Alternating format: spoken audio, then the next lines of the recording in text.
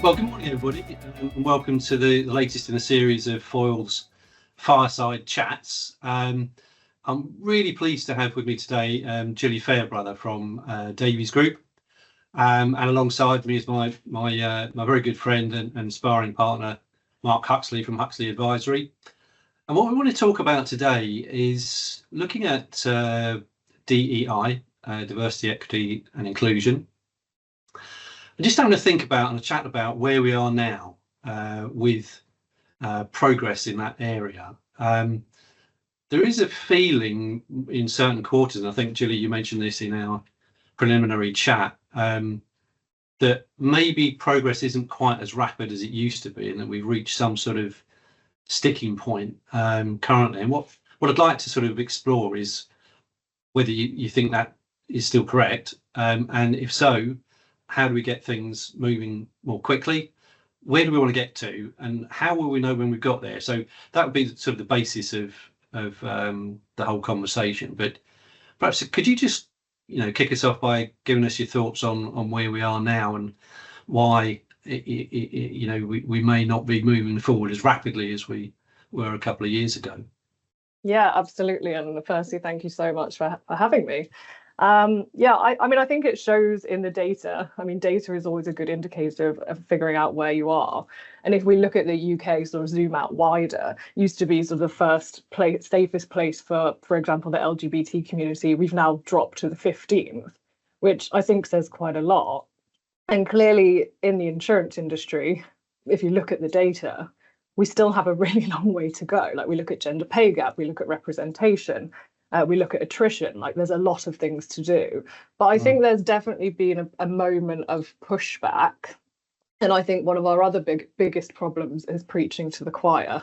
So, it'd be great to know who's listening to this. And if those people ask themselves, are you an ally? Are you someone who's already in the choir?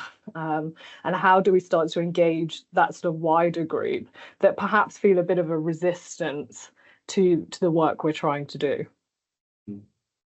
Yeah, I mean, the audience will be Foyle members, and hopefully many of them will be the people in their organisation that have responsibility for strategy in this area, as well as people, our friends in the insurance industry.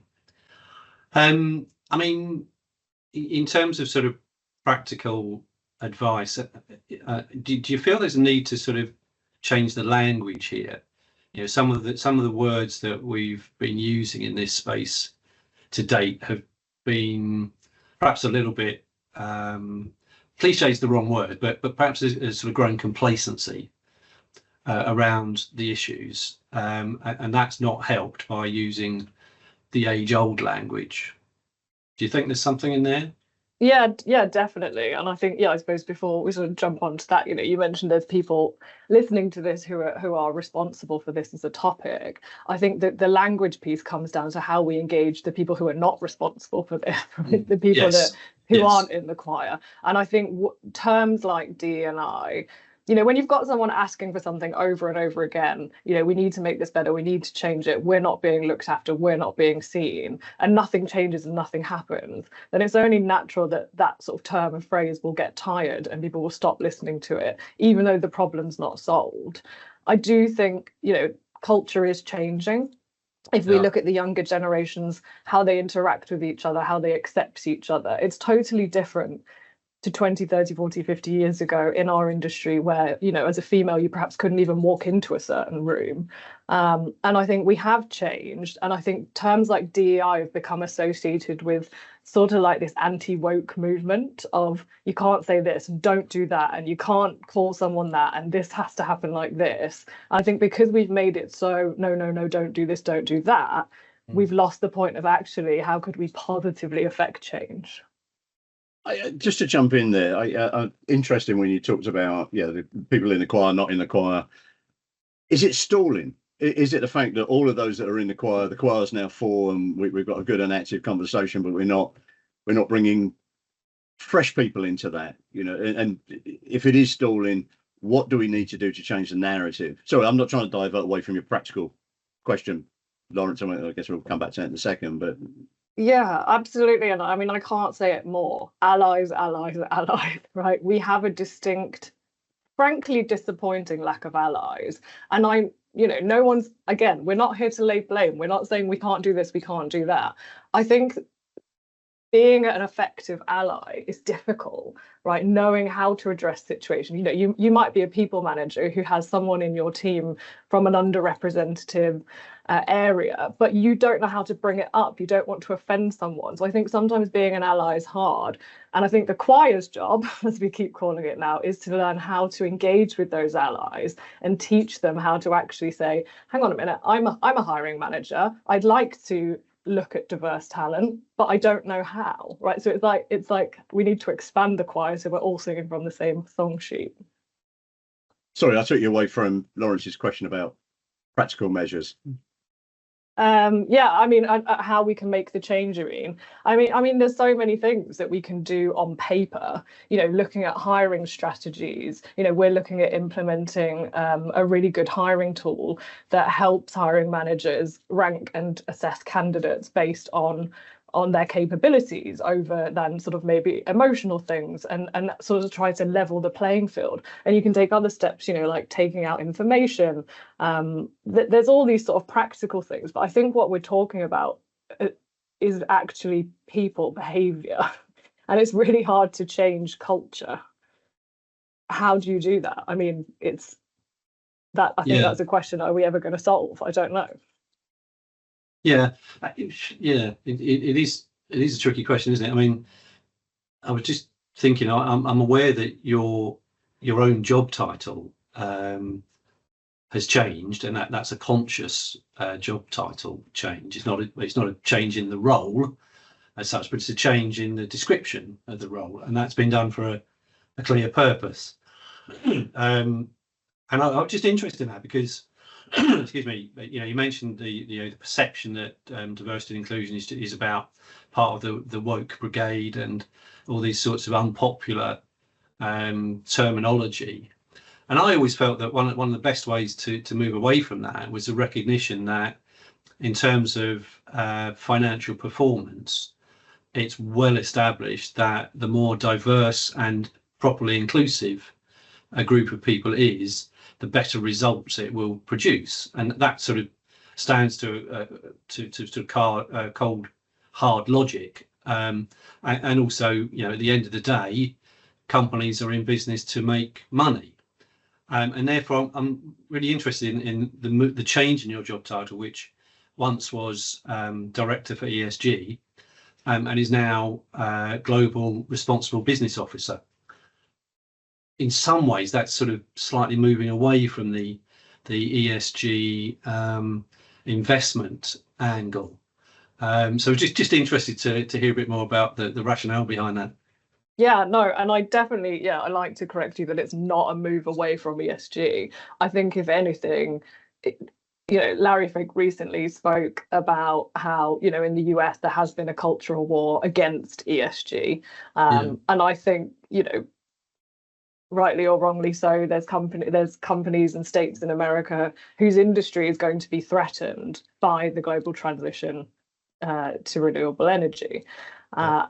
Whether we believe in climate change or not, we know that those resources are finite. So we know there will have to be a transition, which brings you back to the point of money, right? We are a private equity-backed company and we're here to make money. But I think we do recognize, like you said, a diverse team creating a product for a diverse clientele is going to be delivering the results, which is going to make us money at the end of the day. Yeah. Now, moving away from ESG, if you look at our strategy, it's called People, Planet and Purpose.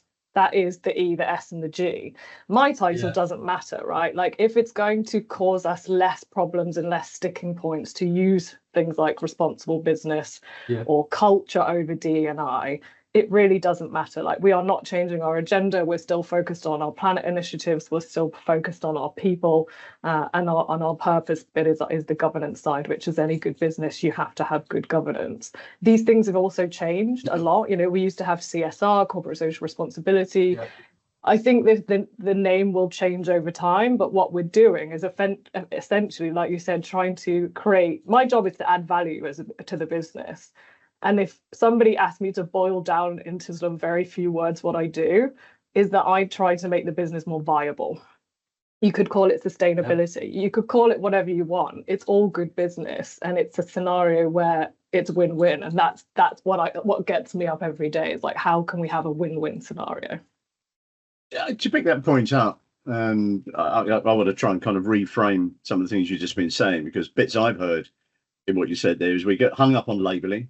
If it wasn't CSR, it's now ESG. If it's not ESG, it'll be something else. You know, even your 3 Ps will become a label at the end of it.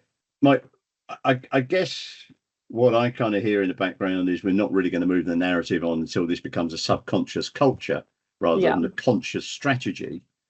And is that the reason for the stalling? That actually too many boards, and this is obviously absolutely not directing at the Davis Group, you know, but too many boards still see it as agenda item 7, in a strategy where they might be talking about operations beforehand and Christmas parties afterwards, whatever it might be. But it's a thing, and while it remains a thing, it becomes a conscious thought rather than a subconscious culture, and you're measured by the actions that we all do, because we want to be good citizens. We want to be, you know, good viable people. Yeah, absolutely. And I think that's one really interesting thing about my role and counterparts to me in other businesses, is that, you know, a lot of people will say, right, are you picking that up? Is that going in the ESG budget or the responsible business budget? And I constantly go back to people and say, I don't need a budget.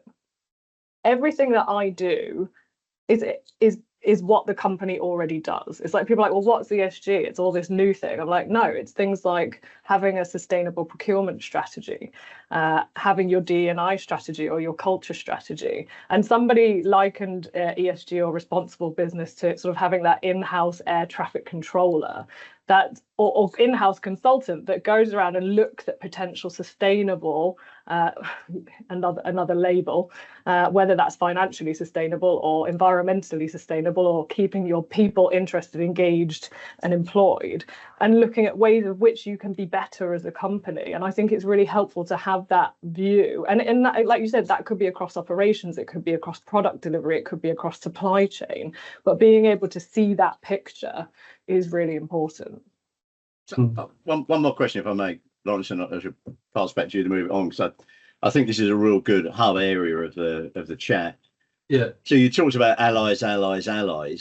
Is part of the stalling and is part of the problem that there is still not full board subconscious engagement across all of those pieces, you know, all the kind of, you know, critical infrastructure bits that you're talking about, where we label job titles, you know, chief, whatever it is, across that the boards are just not operating in this kind of unified way as a culture. So they're not allies to themselves, and they're not becoming allies to the rest of the business. And it ends up being a bit of a mid-tier process inside the company rather than being led from the top down.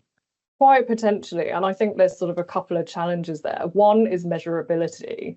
It's very hard to quantify the value of that diverse workforce. Like, you know, some people have done really good studies, but on a sort of measuring from a month by month basis, it's really hard to quantify that. And I think the other bit is that fear piece still, that, like you said, it's still seen as this separate thing that we should be doing, rather than integrating it into how we do business. And that's something that we're really trying to do. And, you know, I work so closely with every single department to look at processes, to look at how we're thinking about things.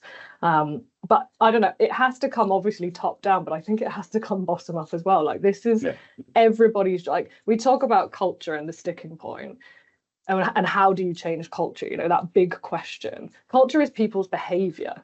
So that means it's not someone sitting over here like, I'm responsible for D&I, or it's not the CEO saying we should act like this, these are our values.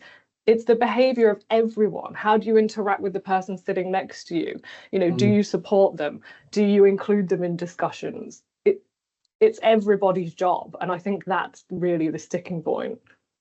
Yeah. I mean, that's really fascinating stuff. I suppose the sort of dilemma, if you like, that was running through my mind is that, you know, businesses are geared up to measure things and to take the outcome of that measurement, perhaps against some sort of benchmark, as a measure of success. And if we are feeling that perhaps progress towards greater diversity and inclusion is not as rapid as it was, how do we, recognising your point about an integral culture that is almost immeasurable, how do we know, and I hope this isn't, I'm not challenging you on this, but how would a business know that it has achieved the level of diversity and inclusion that it wants to have, when it's a sort of subliminal thing that perhaps doesn't lend itself very readily to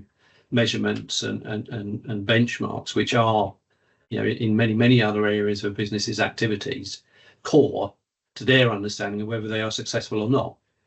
Yeah, and I think, some measuring is completely unhelpful, like setting a goal of like, we're going to have 50% female representation in leadership in 2 years is not helpful because you probably don't have the culture to support it. So working on those initiatives rather than the numbers. But then when you've done a bit of work and you look at things like attrition and feedback, and you're getting feedback from your employees who aren't leaving, who are staying, and your profits are going up, that's a clear sign that things are going well. Yes. Yeah. Okay. Sorry, again, a couple of points, because again, I like the top down and the bottom up part of it. So the top down part, for what it's worth, my bit of across that is that there is a dynamic of merit and esteem that every business needs to have, and that's very much an intangible. That's what defines a good brand and a good culture in a business, that you're standing for something, you make an emotional connection with people. It's good for business, because you've got a lobby and a cause that you get behind. And I think that's missed a lot in larger organizations because it becomes function and process that sits in there. So sorry, that was a bit of personal commentary across the top. A bit of a question at the end of it on the bottom up is, of course, we're on the cusp of another next generation coming into the workforce, Gen Zers. We're only going to be half a decade away from Gen Alphas likewise coming in. We don't need a whole disposition on kind of intergenerationality and cultural differences, but you've still got, and I'll put my hand up as one, baby boomers sitting at one end of the scale to Gen Zers coming in the scale, and this discorrelation of the two cultures that go in. And our Gen Zers going to be the one that finally tip everybody out, and we really do move on, because they feel like a generation that really have got quite a different social spiritness about them, mainly because we've messed the planet up for them. Yeah, no, we sort of touched on this earlier, and it's a question that I, whenever I'm around people in the similar work to me, that I'm asking is that if we did nothing, would this problem fix itself, right? Because if we do look at the way that the younger generation don't care about the things that, we perhaps used to, but I still think culture is forever changing. Things are always ever evolving. There will be new things that come about. I still can't help thinking, my great granny, who was a suffragette, would be looking, at me going, hang on, why are we still not being paid the same, right? And I think there is still that sort of lack of awareness that even, women of my generation, if they go and look at the gender pay gap reports, they'd be furious, right? As across the industry. So I think, we do have that responsibility to continue to respond to the issues that are there. We can't just say, right, we're done, this is finished. It's an ever-evolving job, and I think those issues will continue to evolve. They just might change. Okay. Thanks, Gillie. That's been really, really fascinating. Any sort of closing comment that you'd like to make to wrap up? Yeah, absolutely. I mean, I think in response to that, how do we get more allies? I'd sort of challenge anyone listening to this who feels like they're in the choir, fully subscribed member. Who could you engage with in your network who perhaps wouldn't attend a call like this or listen to a podcast like this, who might be able to make a difference? They're just not sure how. So, bring in those allies, have those slightly uncomfortable conversations, but once you've had them, things get less uncomfortable. And actually, I think people will feel much more easy about coming forward and making a difference.